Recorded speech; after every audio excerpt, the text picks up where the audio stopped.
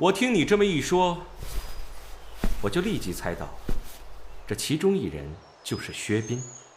但是薛斌的朋友是谁，还是想不太出来。我本以为是石凤云姑娘，直到我见到一剑兄弟，我才知道，这一切都错了。所以我正在奇怪，石凤云姑娘既然和薛斌无任何关系，那为什么还要对石凤云的病情如此关心呢？又为何要对他二叔如此的照顾？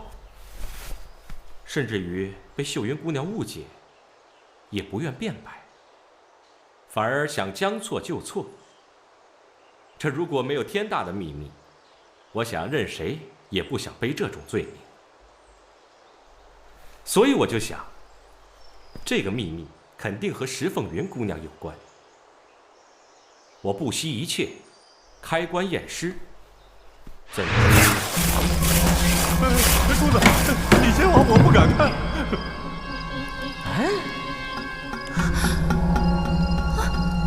我姐姐呢？我姐姐到哪里去了？谁知道石姑娘并没有死，棺材里只不过是些砖头啊。这石凤云的确已经死了。那这尸体怎么会变成砖头了呢？因为薛斌要借用石凤云姑娘的尸身，所以你才对她的病情如此感兴趣。因为棺盖的是他的二叔，所以他才会对他的二叔如此的关照。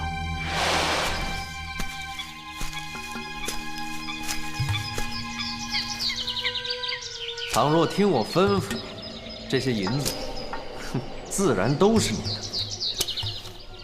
好说好说。倘若办成此事，薛某日后还有重刑。好说。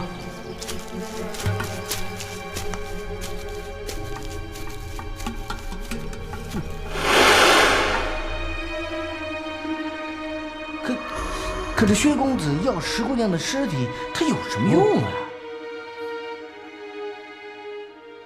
他需要石凤云姑娘的尸体，来假扮成诗音姑娘的尸体，否则诗音姑娘又怎么可能会真的死了呢？就是因为她的身材相貌和石凤云姑娘很相似，况且梁妈也参与在这秘密当中。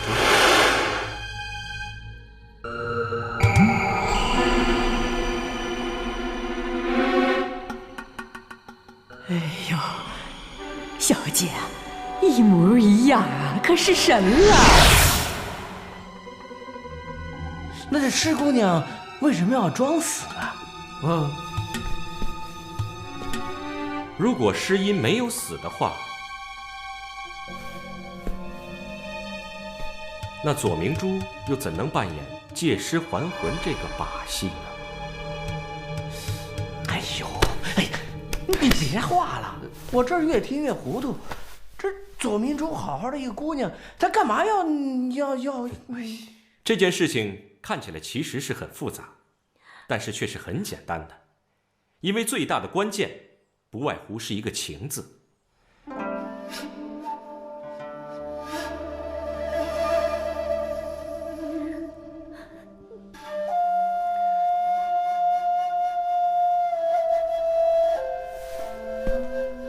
左明珠自幼就许配给了丁家公子，这原本是门当户对的好良缘。只可惜，他遇见了薛斌，又对薛斌产生了情意。小姐，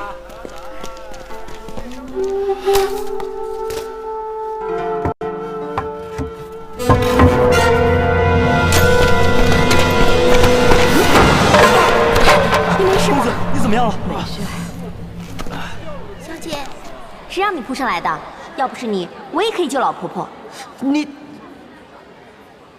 你没事吧？哎，没事。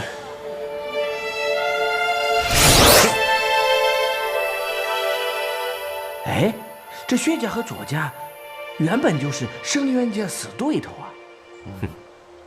不错。左明珠看到薛斌之后，他也知道他不应该爱上她。但情这个字非常的奥妙，非但别人不能勉强，就连自己也控制不住。有时候，你明明知道不应该爱上某些人，但却又不由自主地爱上了他。我常听说，若是一个人坠入了情网，往往会变成一个瞎子。有些人本愿并非变成瞎子，但这世界上总是有许多人会想法子让他睁开眼睛的。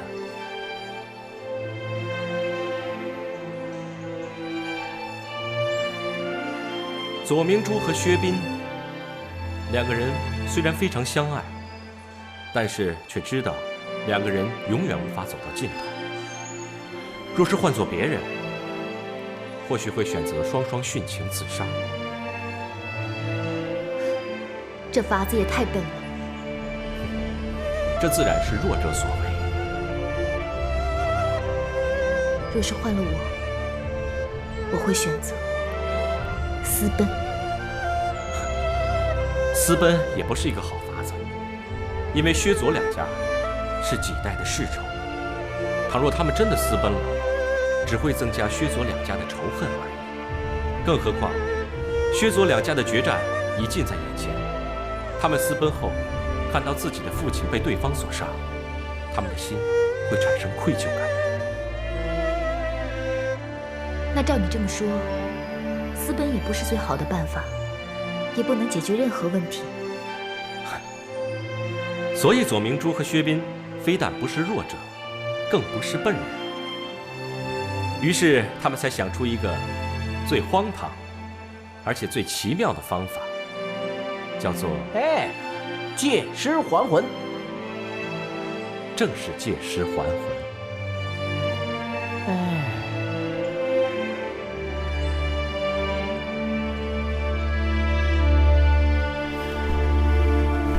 左明珠借了诗音的魂而复活，那么左明珠就是诗音了。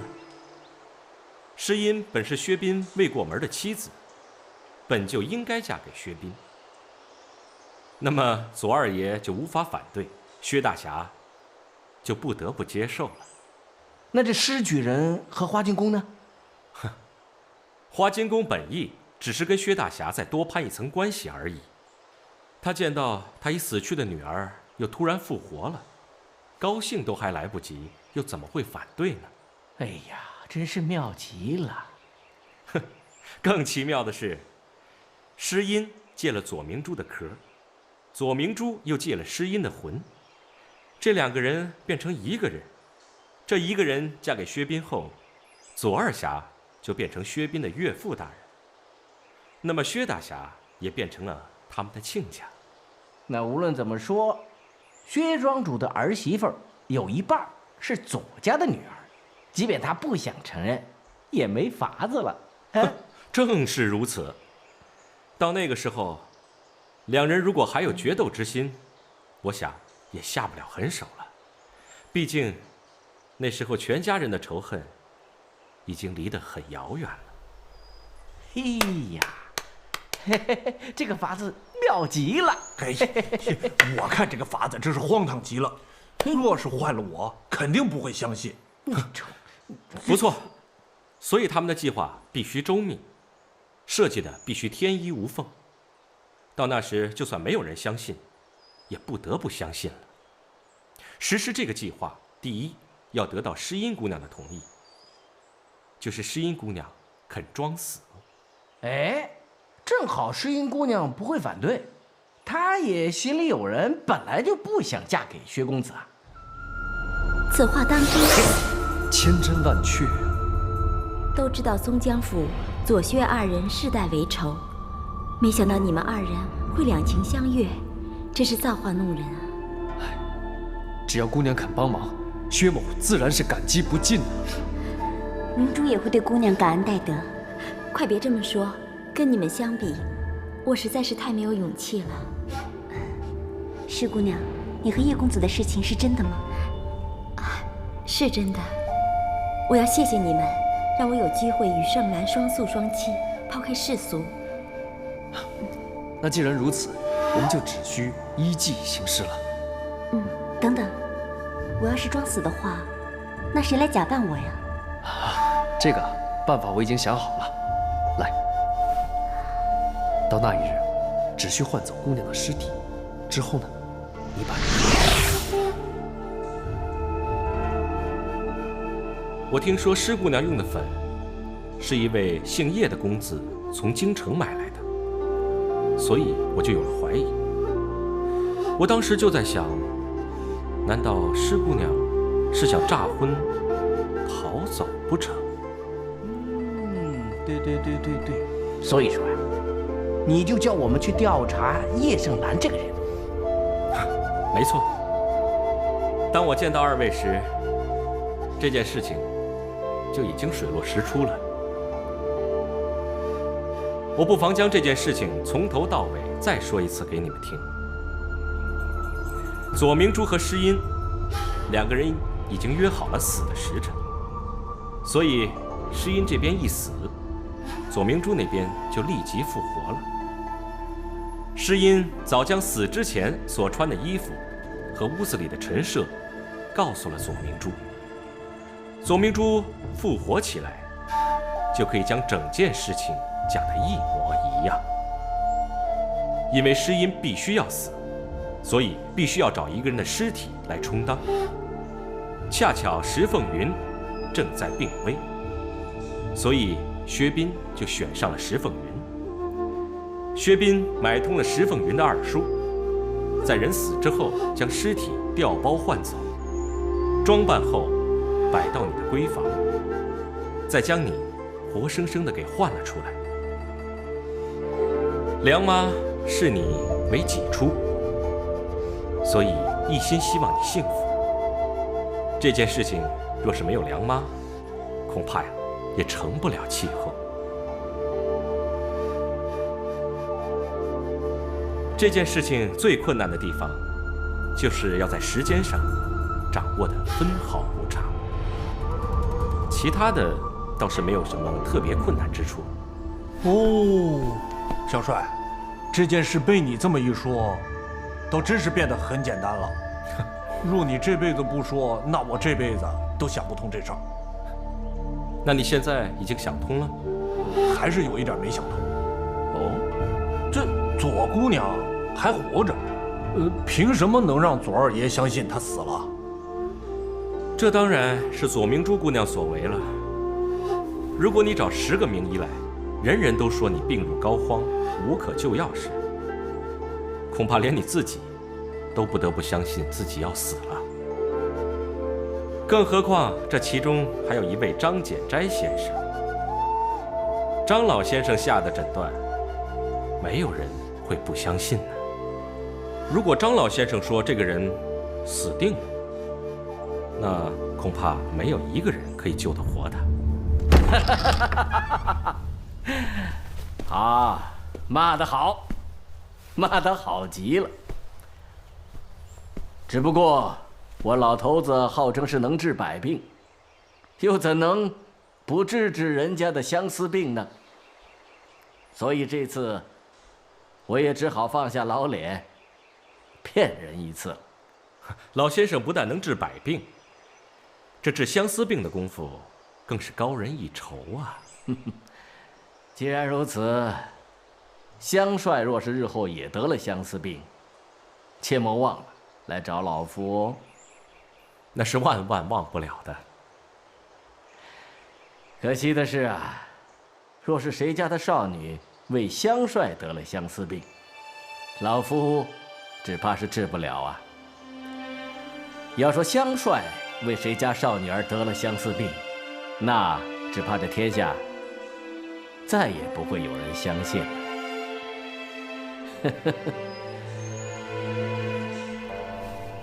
老夫这次之所以答应相助，除了感于你们的痴情，实在是觉得你们的计划新奇有趣，可以说是天衣无缝啊。只可惜你们为何不早不晚，偏偏要等到香帅来了之后才实行呢？难道你们是想自找麻烦不成？这个原因我知道。哦，他们在这里等我来，只不过想让我做他们的说客。因为我已经将整件事情了解得清清楚楚，就不能不管。谁都知道我是一个爱管闲事儿的人。他们也知道，如果我做了说客，薛大侠和施举人对此事就不得不信了，因为江湖中人人都知道香帅一言九鼎，楚香帅说的一句话就万万不会假。你们的如意算盘打得倒是不错，只可惜你们还忘了一件事。请前辈指教。你们竟然忘了楚香帅是不会被人骗的。现如今你们的秘密已经被他揭穿了，你们难道还想让他做你们的说客吗？请香帅成全，万辈感激不尽。你们又何必求我呢？我早已经说过，我是一个爱管闲事之人，而且我也不喜欢煞风景。如果能看到有情人终成眷属的话，我什么事情都肯帮你们做。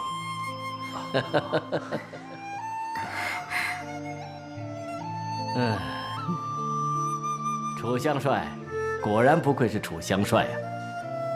其实老夫也早已想起，香帅揭露这个秘密只不过是不愿意让别人看到他是个糊涂虫而已。如今你们也得到了教训，以后无论是请香帅做什么事情，都要先向他说明。无论任何人想要香帅上当，那最后上当的还是他自己。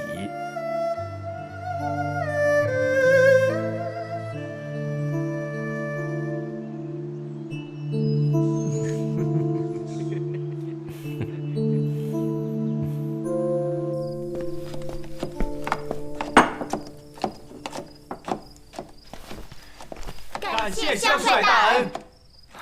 请起来吧。来，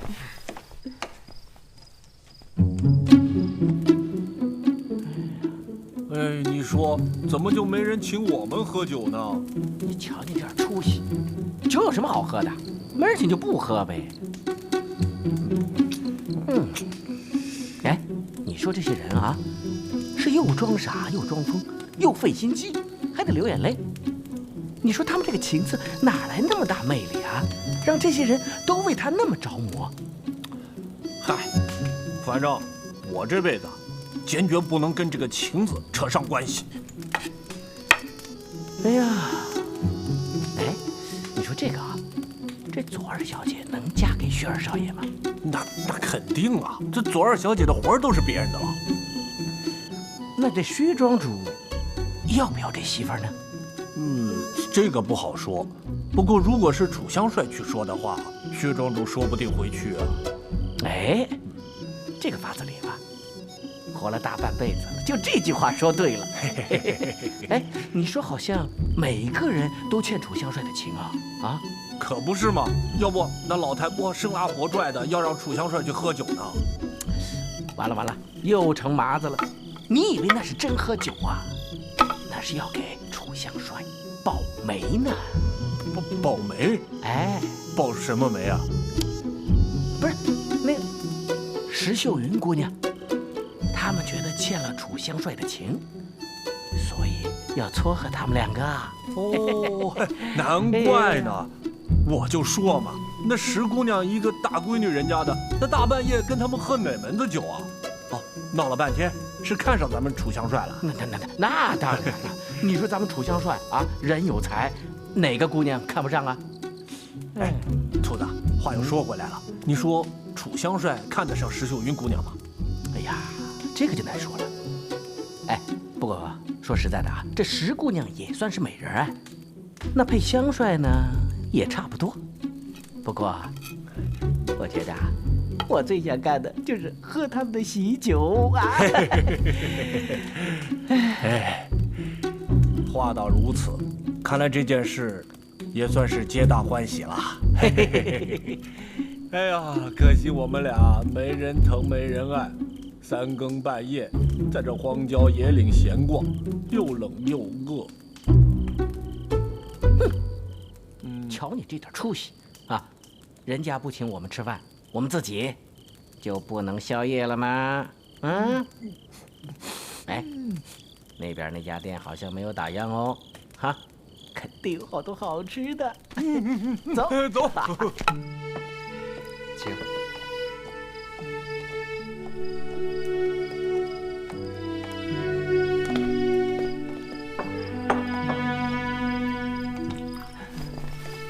明珠不胜酒力，我们就先行告辞了。来，相帅，时间不早了，我也扶婴儿回去休息了，告辞。哎，快等等我呀！你们这些年轻人怎么都不等我呀？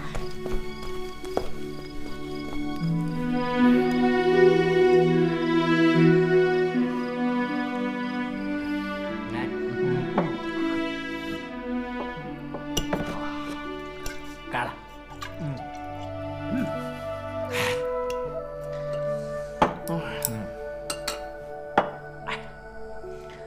好家伙，这位仁兄可真是好酒量。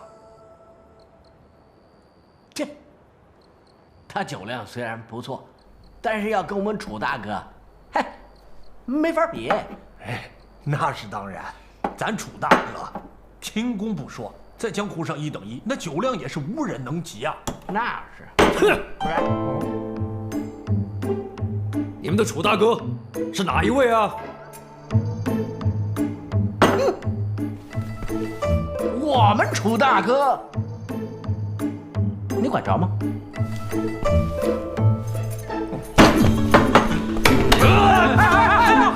你们说的就是楚留香那个老臭虫吗？带我去找他！你敢说我们大哥是臭虫？你才臭虫呢！屁臭虫，滚臭虫！呸！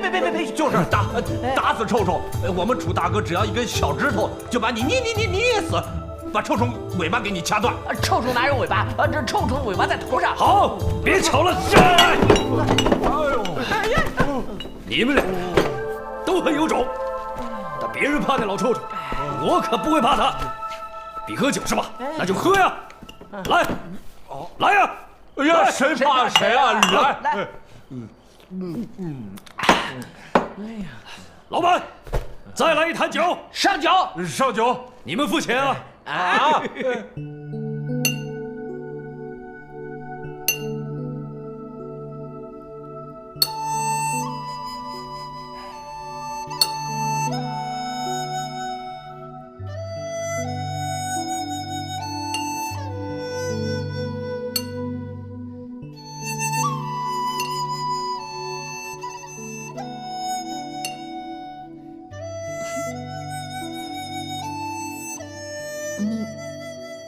你不敬我酒啊？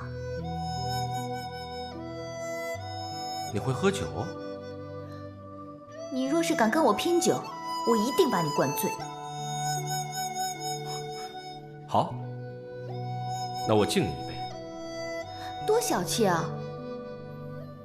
要敬3杯。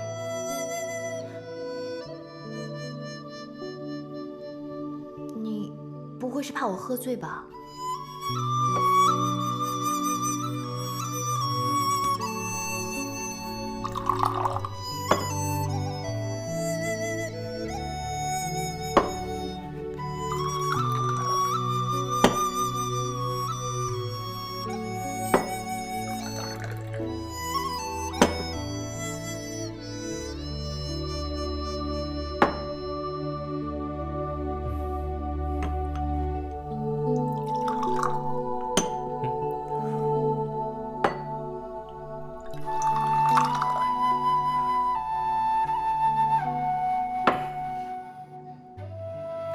老实说，我还真没有想到你会喝酒，而且酒量还不错。怎么，你瞧不起乡下人啊？我告诉你，乡下人也会喝酒的。我再告诉你，过年的时候我一个人就喝了1坛，你信不信？哦，那我真该找老胡来跟你喝才对啊。老胡是谁啊？哈，他叫胡铁花，是我一个老朋友，也是我的好朋友。他的酒量比我好得多。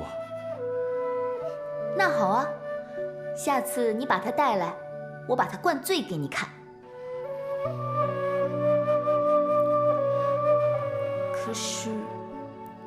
可是今天我只想跟你喝酒。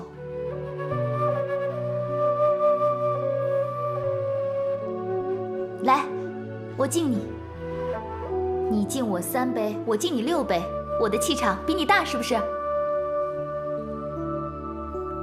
？6杯。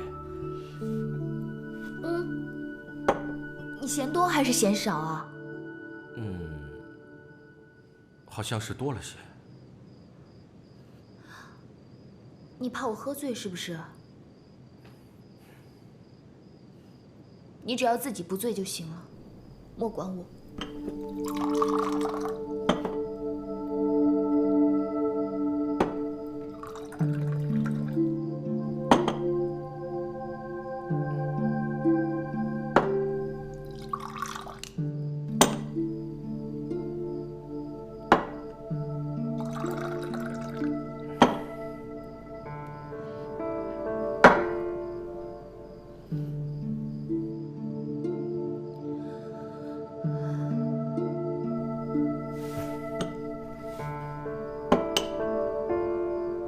我是不是喝完这6杯，就可以送你回去了？你先喝完再说吧。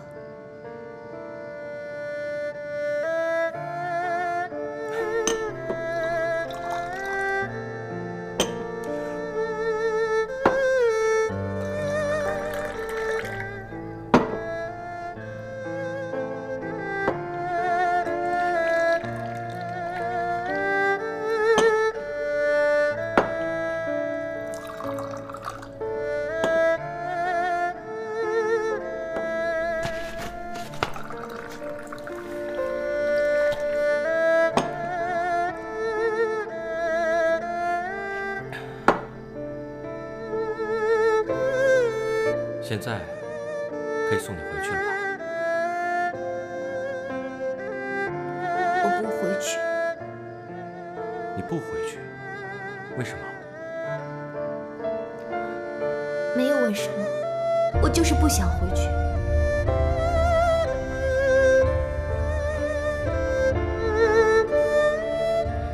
来，现在轮到你敬我酒了。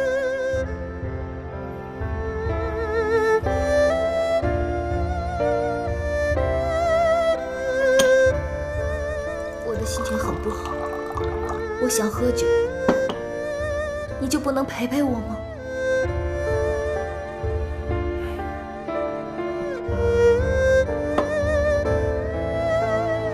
只要你不喝醉，我陪你喝3天都没关系。你怕我喝醉？谁喝醉我都害怕，我什么人都不怕，就怕喝醉酒的人。我保证不喝醉，行不行啊？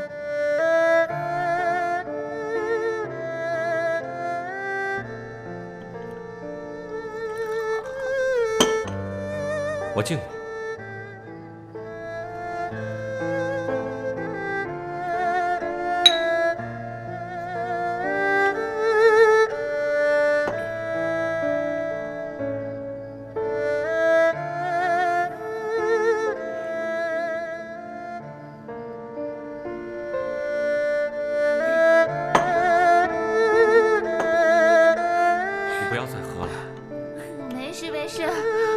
再喝这很容易醉的。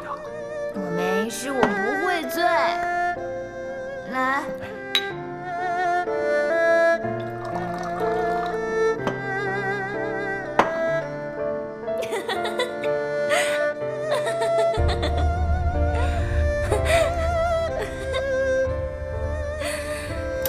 你是好人。我从第一次看到你的时候，我就知道我自己要倒霉了。我哪里不是好人了？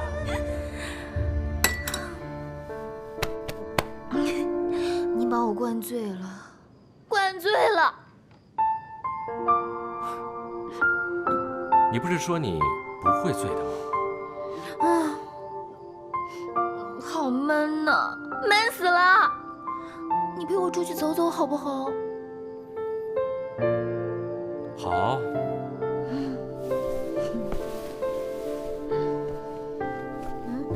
我的鞋呢？我的鞋呢？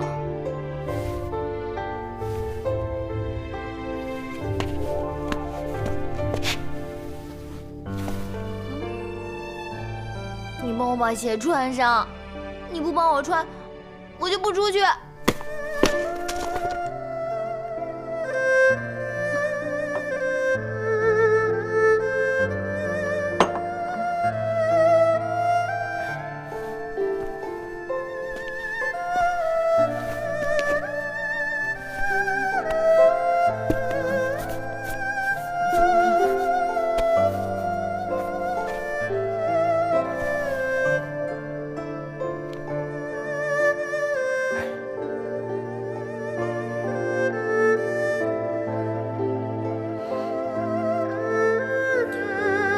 她如此的纯真，我如果离开她的话，她会怎么样呢？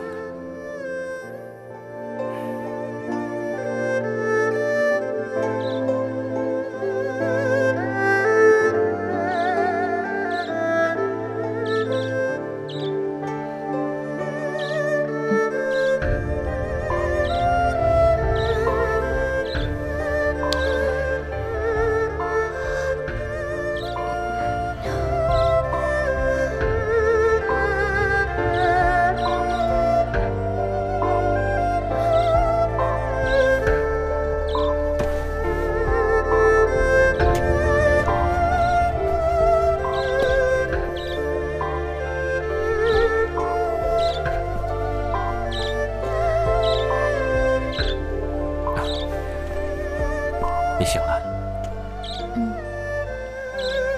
我的头好痛。想到第二天头痛，以后总该少喝些酒了吧？我听说爱喝酒的人记性都不太好，可是过2天就会将酒醉后的难受忘得干干净净了。一点儿也没错。据我所知，老胡说要戒酒，已经说了1000多次了。他是每次喝醉酒之后就头痛，他就说要戒酒。谁知道不到半天，他就不戒了。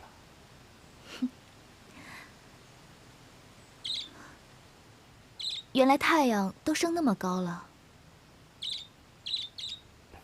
时候的确不早了，但是我还不想走。你不想走，可是我却要走。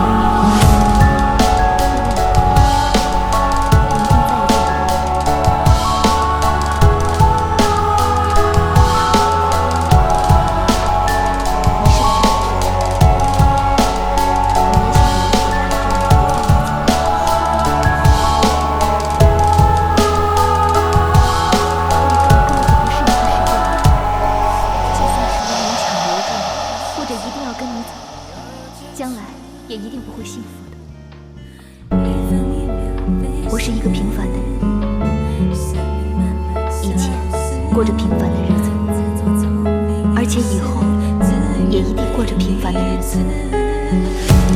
在我这一生中，能够与你有这样美好的结局，我已经很满足了。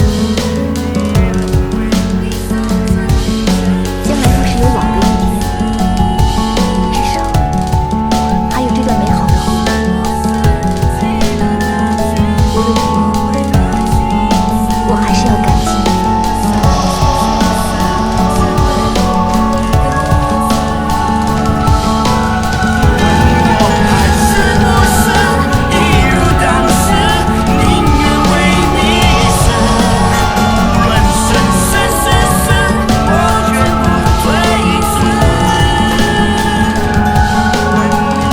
我本来是希望他们好好走，但现在真的好好走，我心里反倒觉得有些发酸发麻。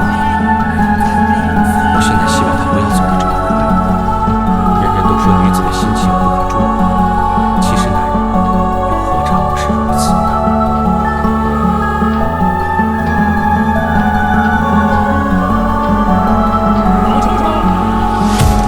老抽抽，告诉你，你实在有良心，你说什么法子才将那个女孩子骗得拐弯给你走？一定教教我。我又何必教你呢？反正女孩子一看到你就跑得比马还快。我呢是个酒鬼，又穷又丑，又懒又脏，女孩子要见了我呀，不逃才怪呢。我认识小胡20多年，小胡永远都是高高兴兴、得意洋洋的。今天他怎么会变成这种样子？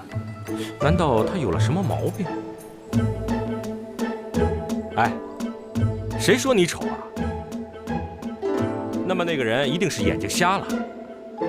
你看看你的鼻子、眉毛，还有眼睛，尤其是这双眼睛，1万个男人之中，恐怕也找不出一对像你这样的眼睛来。没错，我这眼睛啊，长得太好了。只可惜，我是个穷光蛋。男子汉大丈夫，穷一点有什么关系？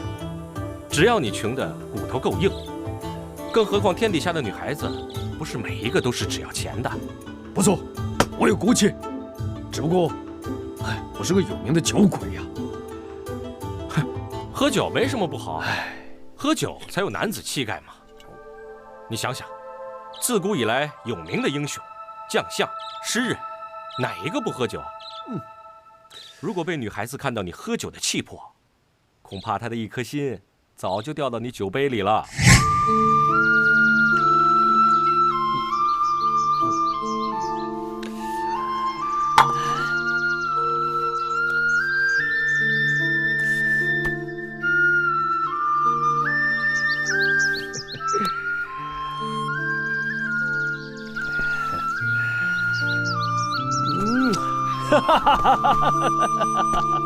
亚楠，你听着，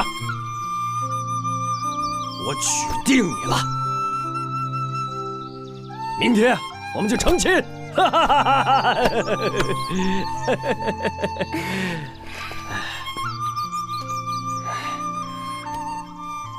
来，抱抱。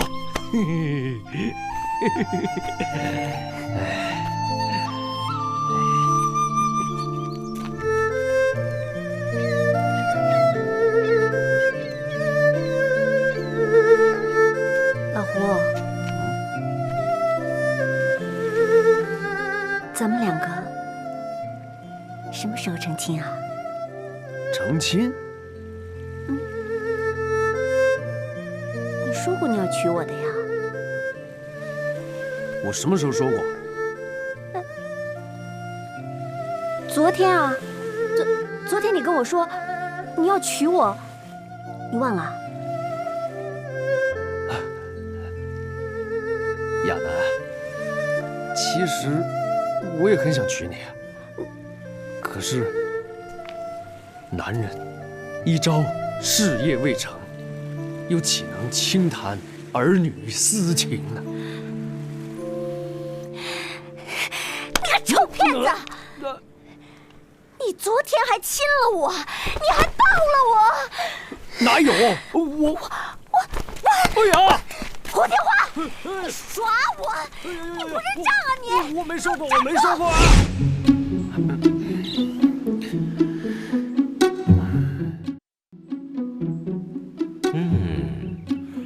莫非你又见到高亚楠了？难道他不认得你了？当然了，他就是不理我，简直就好像不认得我这个人。哦，这件事情到底是怎么回事？你仔细说给我听听。哎呀，我跟你说呀，是这样的，有一天呢，我准备了2坛好酒，就想去找快网张三，让他给我烤鱼吃，因为他烤的鱼好吃嘛，你吃过是不是啊？哎，不错，快网张三烤的鱼的确是一绝啊，不腥又不老，而且还不失鱼的鲜味儿。啊，我当时和他呢，正坐在船头烤鱼啊，饮酒啊，我们喝得正开心的时候呢，忽然之间，有条船很快的从我们旁边过去，船上有3个人，其中有一个呢，咦，好面熟啊！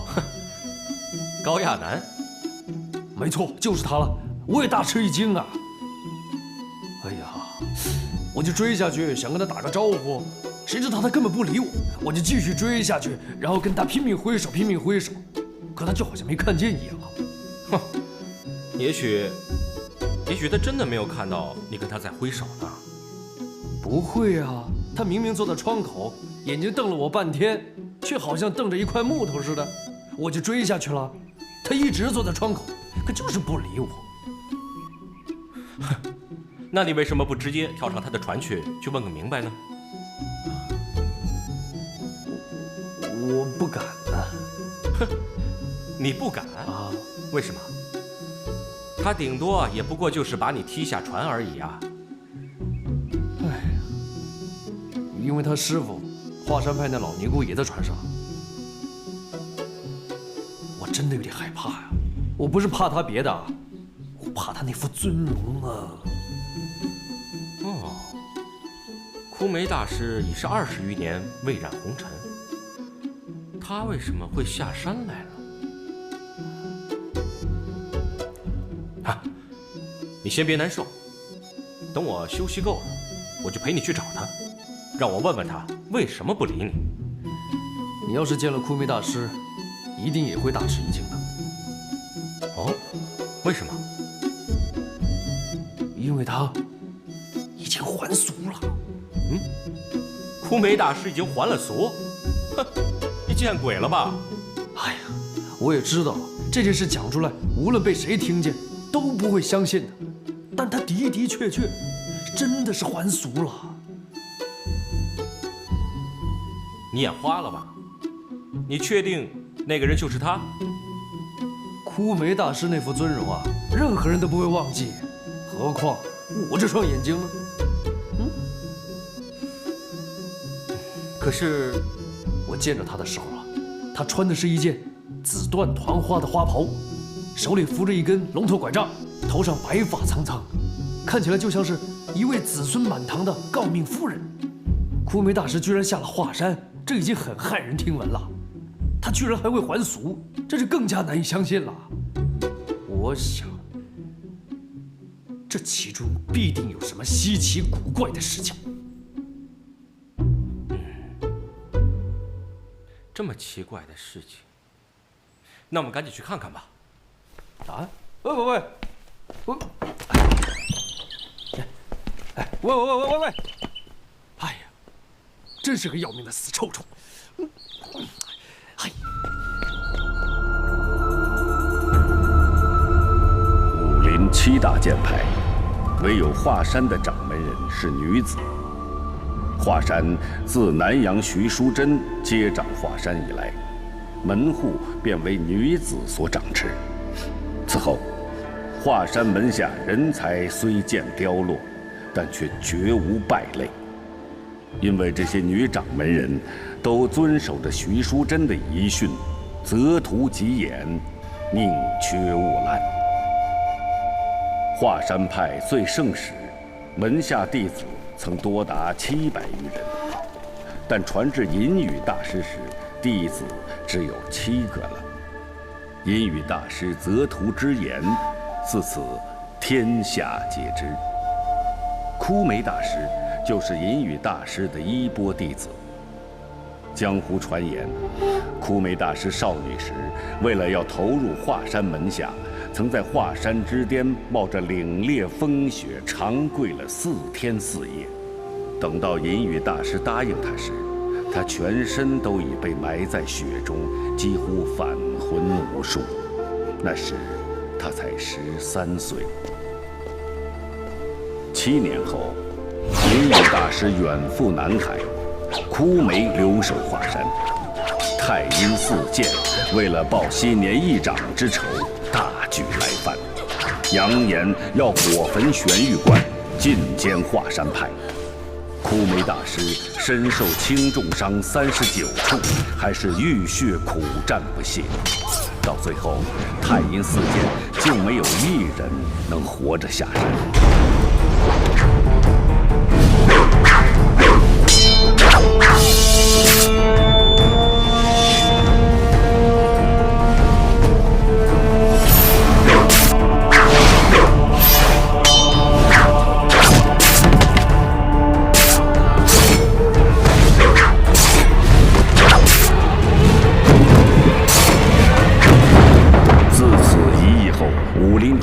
将枯梅大师称为铁仙姑。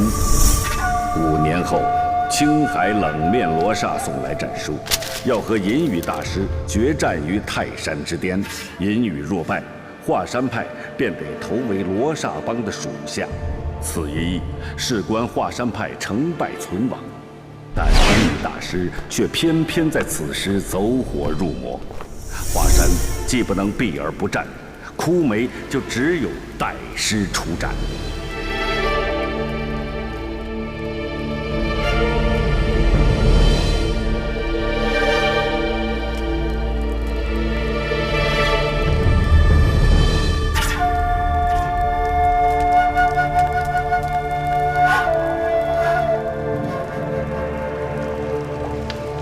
枯梅大师以一锅沸油为体，从容将手探入沸油之中。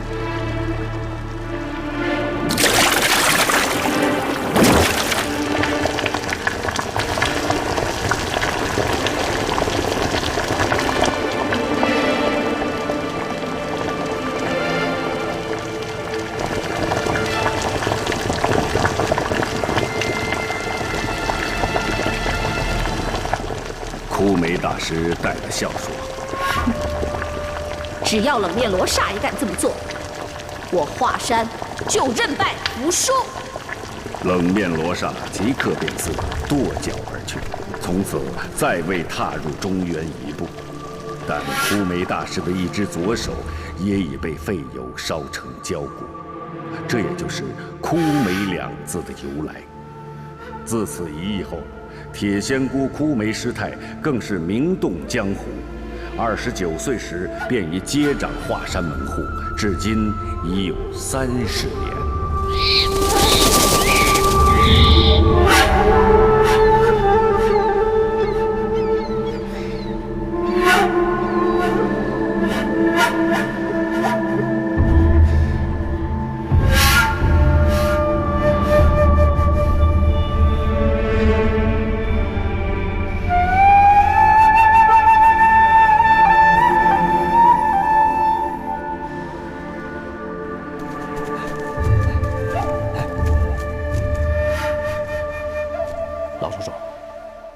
你有没有见过枯梅大师啊？见过。4年前跟蓉儿他们游华山的时候，见过一眼。那你还记得他的模样吗？嗨，酒鬼，我当然记得他的模样。你自己都说过，枯梅大师那副尊容，无论是谁见到了，都很难忘记。没错。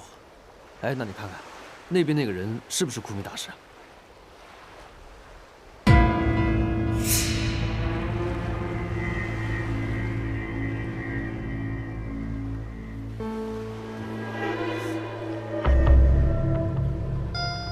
我看了，但是不是很清楚，应该是。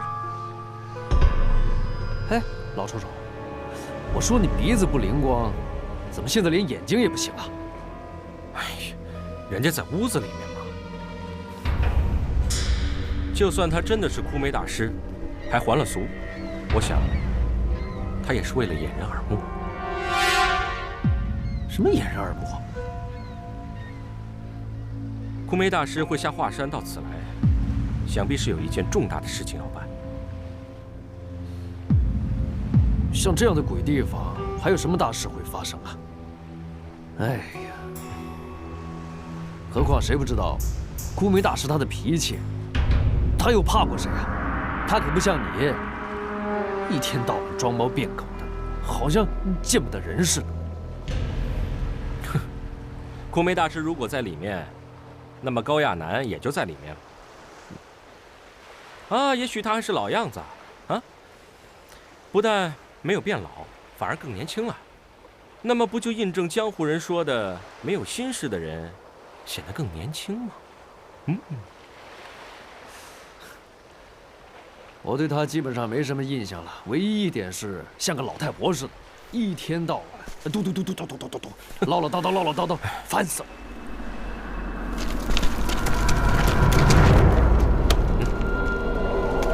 老太太可是接到帖子来的吗？我们是奉命前来迎罪。我兄弟来接你们，难道还记错了吗？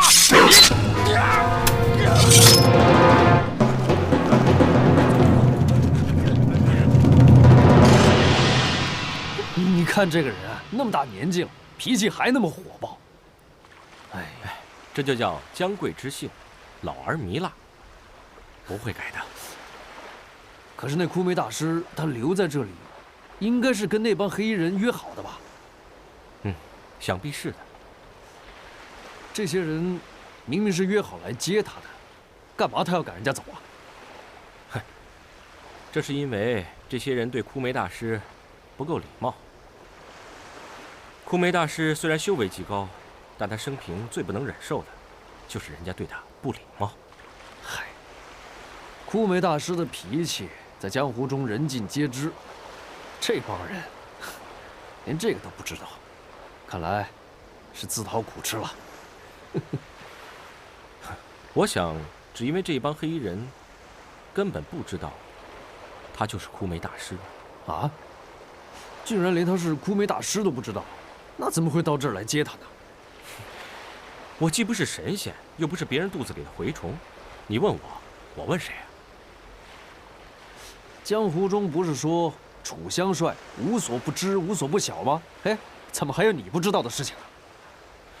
哎呀，你说，若是那里面真的有高亚楠的话，那她是不是像以前那么漂亮呢？啊，如果像她这么漂亮的女孩子，谁能够娶到她的话，真是几辈子的福气啊！你那么喜欢她，那我让给你好了。你让给我？哼，难道她是你的吗？啊，你呀，啊。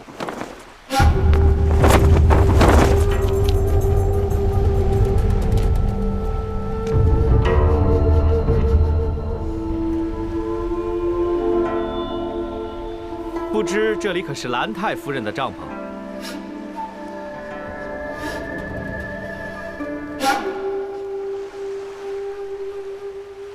你是谁？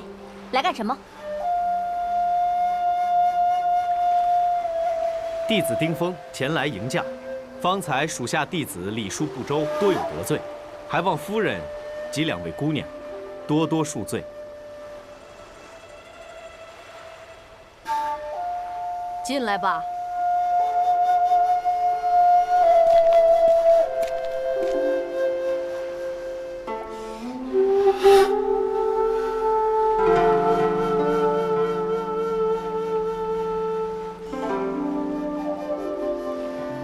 难道枯梅大师的名气还不够大吗？干嘛冒充人家的名字？哎，酒鬼，也就是枯梅大师的名声或许太大，所以他不想让别人知道，才不惜冒充别人的名字。但是以枯梅大师的脾气，他既然肯去冒充成兰太夫人来赴约，想必这中间的事情非常的复杂，而且非同小可。我实在是想不通，到底发生什么样的大事了？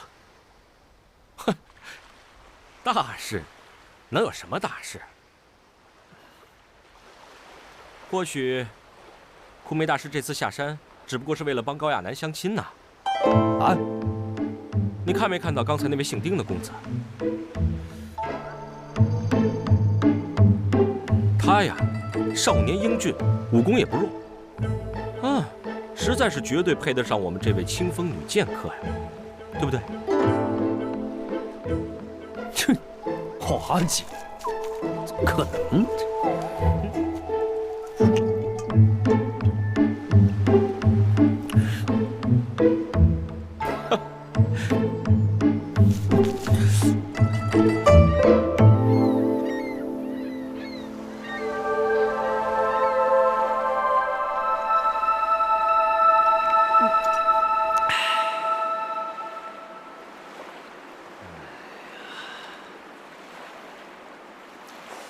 老酒鬼，啊，你平时话很多的，怎么今天一句话都没有呢？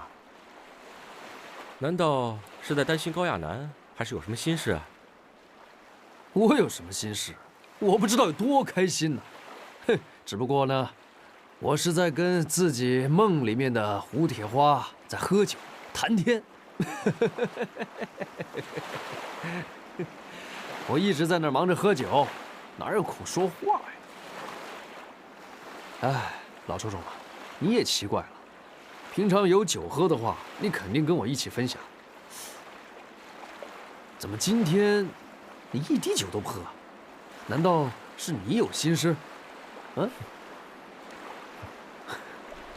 喂，我一直在跟你说话，然后呢，你就一直在喝酒。你那瓶酒到现在为止都没有问我要不要喝一口。喂，你究竟有什么话想跟我说？你说吧。哼，这高亚楠想嫁给你的时候，你就偏偏不娶人家。现在人家不理你了，你又想去找人家。哎，这本来也就是天经地义的事情，只不过，世上的男人呐，都是贱骨头，特别是我胡铁花这个特大号的贱骨头。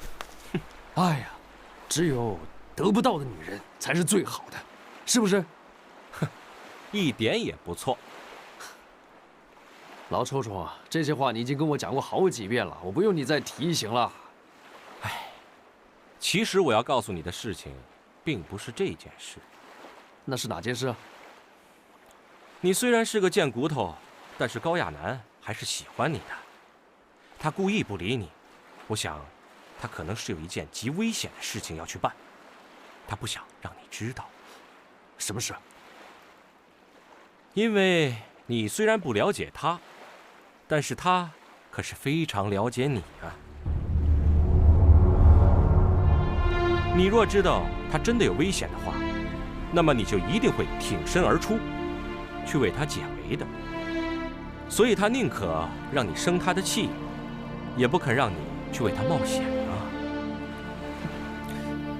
那就是他所做的一切都是为了我？当然是为了你啊，难道是为了我啊？哎呀，但是你呢？你又为他做了些什么？你只会在这里不停地生气，然后呢，在这里一直喝闷酒，不停地喝，只希望自己把自己喝得快点，不省人事。这样子你就可以装作什么事情都看不到。就算真的是相亲，你也不用害怕。哎，老周周，你说的没错，都是我的错。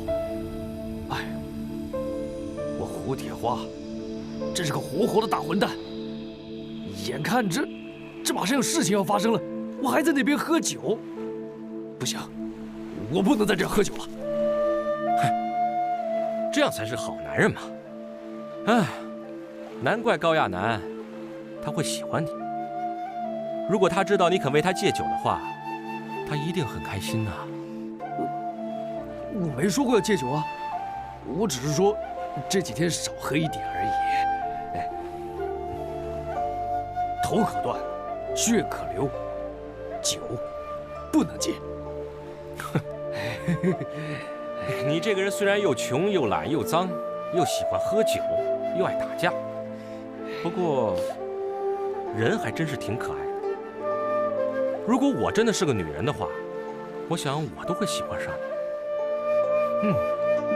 你要是女人，你要是喜欢我，那我肯定赶紧落荒而逃，怎么还会跟你站在这里说话？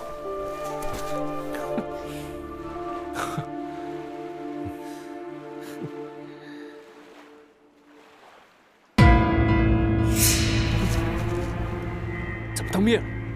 不会出什么事了吧？好像是的。酷梅大师他们怎么一点动静都没有？咱们去看看。哎，帐篷里的人呢？难道都被鬼给吃了？哎，老少少，我虽然好久没洗澡，但是也不是这个味道。这是什么？走！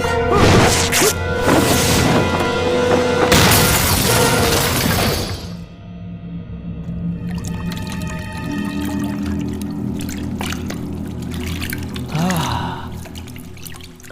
大难诈不死，必有后福啊！哼，嘿，我就算过这几天可能是好日子。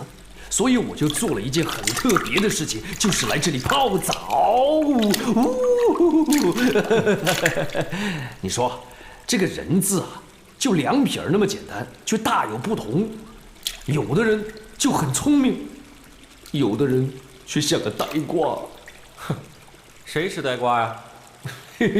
你是聪明人，我是呆瓜。嗯，哦，胡大侠。你现在怎么变得这么坦白了？我问你。哎，我也不想坦白，可是我也没有办法不坦白呀。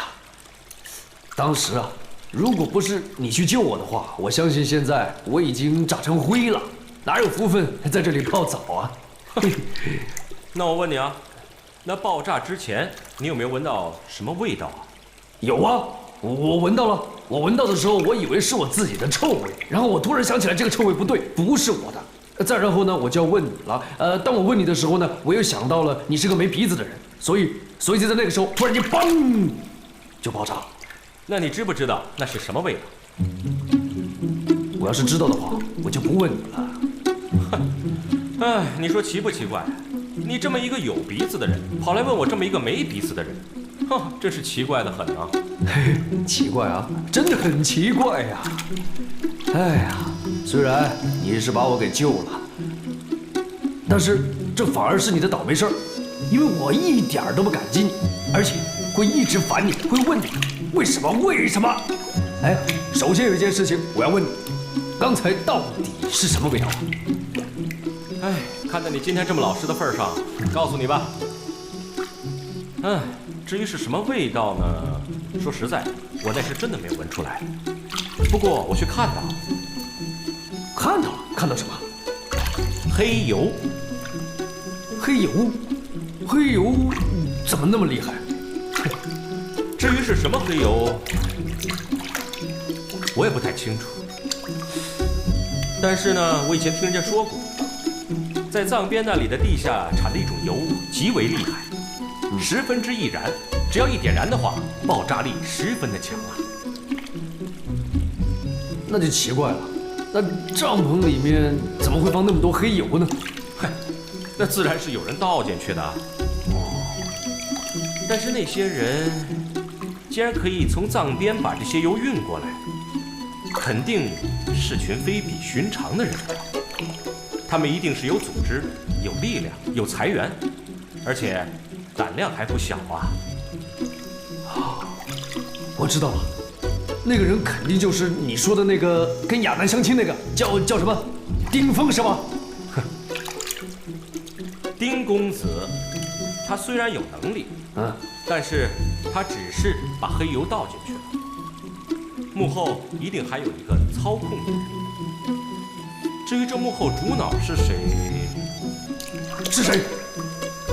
你不必问我，因为我也不知道。哎，你不告诉我，我也想得到。以我在这江湖上几十年的经验告诉我，他们肯定是知道我们在跟踪他，所以他不惜一切把我们引到那个帐篷里面，然后嘣就炸起来，把我们全部炸死。可是究竟他们为什么要这么做呢？我早就告诉你了，这是一件极其重大的事情，你不相信？哎，那枯梅大师和高亚楠不会也遭到他们的毒手了吧？绝不会。那他们费那么大周章，搞那么多事情，难道就是为了把枯梅大师和高亚楠接走吗？也许，他们如果对枯梅大师有恶意的话，那枯梅大师不可能跟他们走啊。如果他们对枯梅大师要是没恶意的话，那搞得那么神神秘秘是干什么呢？这是为什么啊？这到底是为什么呀？究竟是为什么？哎，我怎么那么多为什么呀？哎，你说我怎么那么多为什么呀？为什么呀？哎呀，哎，老叔叔，你说为什么呀？你怎么不理我？嗨。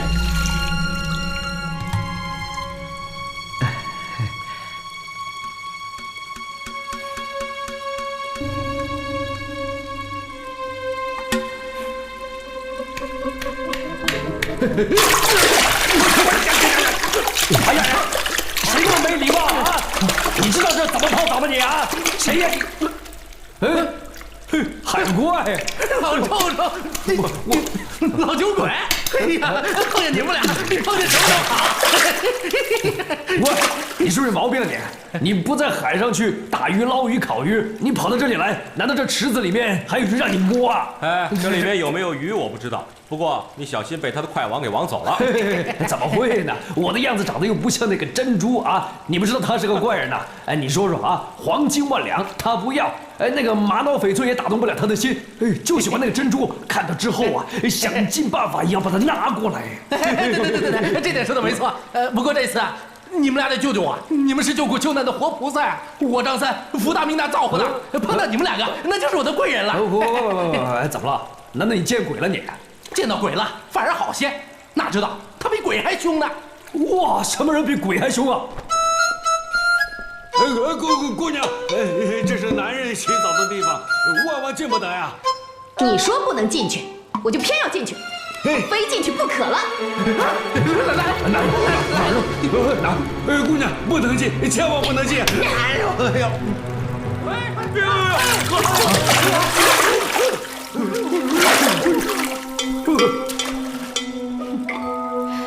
方才有一个像猪一样的男人逃了进来，你们谁瞧见了？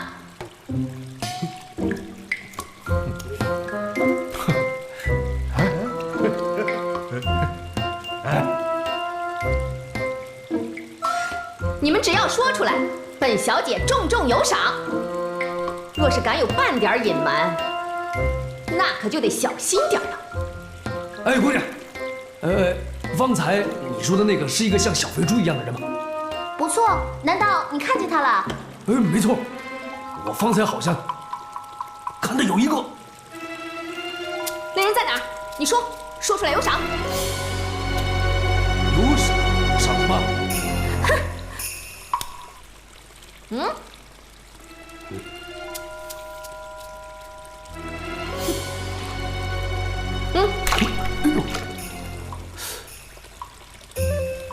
能随手抛出锭黄金来的人，来头自然是不小啊。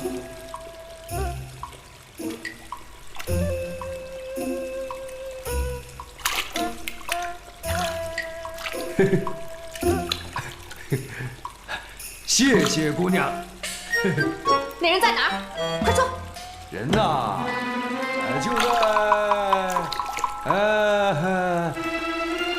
就在，他呀，他在，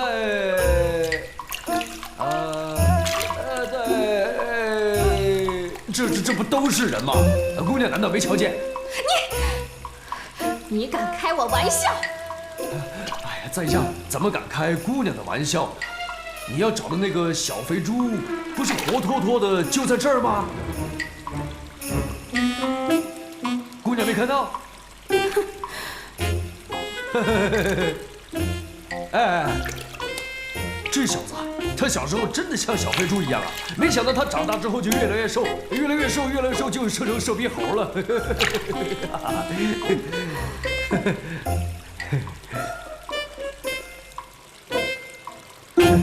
小姐，我们还是走吧。我为什么要走？为什么要走啊？那个小偷好像真的不在这里。哼，其实我也不完全是为了找他才来这儿的。普天之下，什么地方我都见识过，只有这种地方我没来过。我就偏要进来瞧瞧。哼，我倒要看看有谁敢把我赶出去。哎，对呀，活在这个世界上就要像姑娘这样活着，那才叫快活。哎，在下要给你送2个字，就是佩服。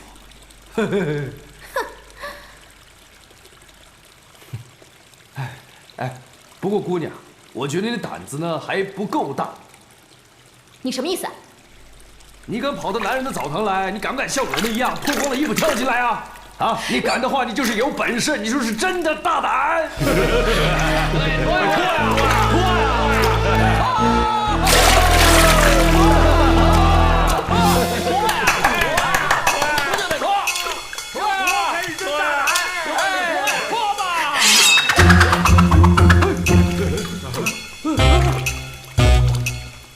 姑娘，我只不过拿了锭金子，你就要我的命啊！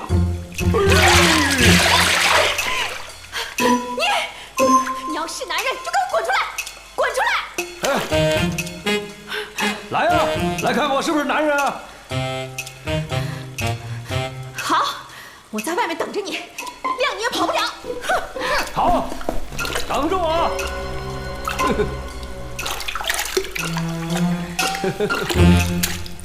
酒鬼啊，我看你这次玩笑真的开过头了。我想只有拿点银两帮你准备棺材了。哎，棺材就不必买了，你把我烧成灰，然后放在那小酒瓶里就好了。其实啊，我也不是想跟她开什么玩笑，只是这个小姑娘实在是太蛮横、太凶、太不讲理了。哎呀，随随便便拿把剑出来就说要杀人，哼！我要是不教训教训她的话，哼，那以后还得了啊？哼！我是怕你非但教训不了她，反而被她给教训了，是吧？我劝你啊，还是赶紧溜得好啊！溜？我为什么要溜啊？难道我怕它是母老虎不成？它会咬我？你知道这只母老虎它是谁吗？啊，谁呀？难道她是王母娘娘的女儿？哎，我看她刚才拿剑那个架势，肯定是有高人指点的。可是就凭她刚才那2下，还想欺负人，那还差得远呢。你呀，可能惹得起她，但是她奶奶你是万万惹不起的。她奶奶是谁呀？她奶奶就是万福万寿园的金太夫人，她就是金太夫人第39孙女，火凤凰金灵芝。你说的那个，就是一共有10个儿子，9个女儿，8个女婿，还有39个孙儿孙女，再加上29个外孙，而且每一个都是江湖上顶尖高手的金老太太。你早就知道那个母老虎就是金老太太的孙女，是不是？那你为什么还要去偷她的珍珠呢？难道你是吃了鲨鱼胆，脑子想不清事儿了？本来呢，我是没想打她的主意的。那颗珍珠你是没看见过，那是又大又圆，这不应该戴在她的头上。我看到那珍珠第一眼的时候，我这魂儿就飞了，这手就有点痒。我万万没想到她能追到男人的澡堂子里来啊！啊，你看这，反正你也跑不了，为何还不出来？你看他还在那儿吵，还在那儿着急是吧？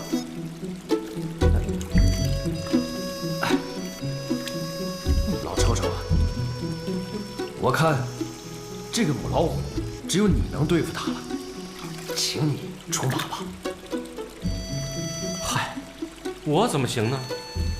我是个小胖子，小胖子怎么能打得动呢？不，你怎么会是小胖子呢？谁说你是小胖子啊？那人眼睛肯定是瞎了。哎，谁不知道我们楚相帅那可是天下间第一美男子啊！哎，其实这一不留神啊，也许你会成为了金老太太的孙女婿。哎，我们当朋友的，那也能沾个光是吧？36计，走为上计。我劝你赶紧……哎，好了，你别说了啊！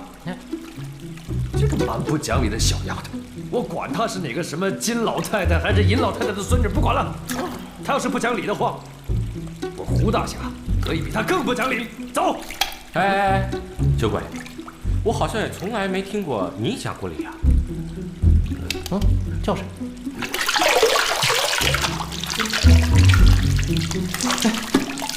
我们去看看。走。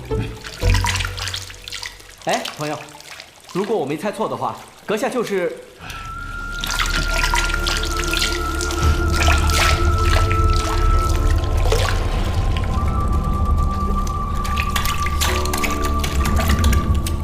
哎，相帅，那边两个人不像是好东西，我好像在哪儿见过呢。我好像也见过。那个腿很长的人，轻功一定极高，但是我却没见过他，而且提个大箱子，很可疑。我没见过的人，应该很少在武林当中走动啊。这个地方虽然是个码头，但是很平常，少有武林豪杰来往。今天一下子聚了这么多，不是什么好事。哼！啊，海怪，你在这里一直找我，不停地说，是不是就想让我在这边陪你啊？啊？哼！我跟你说啊，海怪，老酒鬼正在外面跟人打架，你好歹也出去看看，啊？好啊，只要有你在，我的胆子也就大起来了。走，你去哪我去哪。哎啊！走之前呢，最好把池子底下的那颗珍珠也带走吧。我这服了你了，老臭臭，什么事儿都瞒不过你。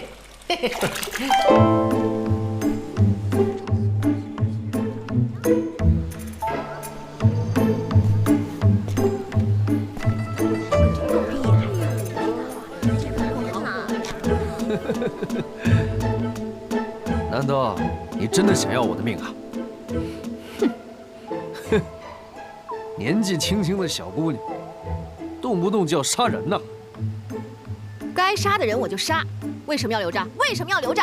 哦，你一共杀了几个人呐？1000个，10000个，无论多少，你都管不着。哦，那要是你杀不了我呢？我若杀不了你，便把我的脑袋送你。哎，不，我不要你的脑袋。你要是杀不了我的话，我希望你以后也不要随随便便说杀人，因为这个世界上该死的人并不多。好。哎呀，这，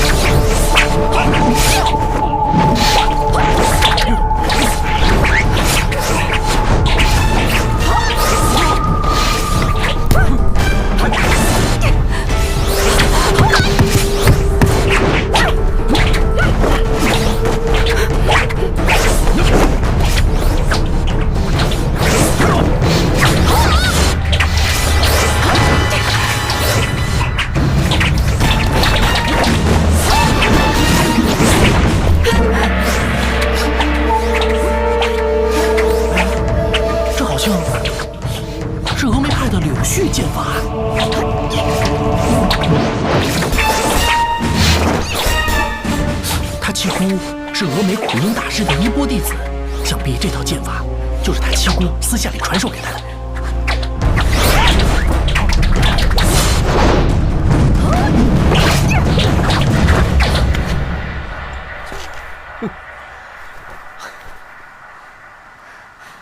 你为何还不还手？哎，是你想杀我，不是我想杀你呀！哼，好，我看你还不还手。再不还手，算你有本事！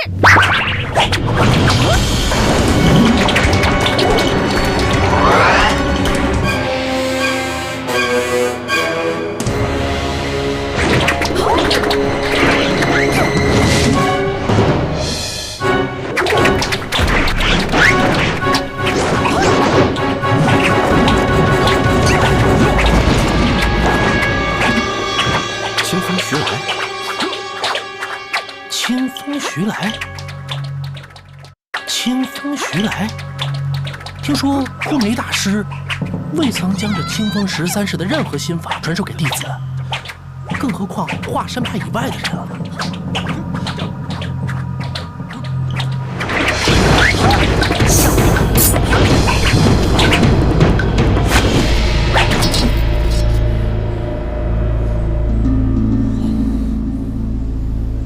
以胡铁花的武功，本来是不会躲不开这一招的。但他也不知道见过高亚楠使过多少次清风徐来了。这一招清风徐来的剑式，这位姑娘已经学得似模似样，只不过其中的精髓，却是无论如何也学不会的。枯梅大师门规严谨，谁这么大胆子，敢将师门心法私下传授给别人？看你能不能躲过这一招！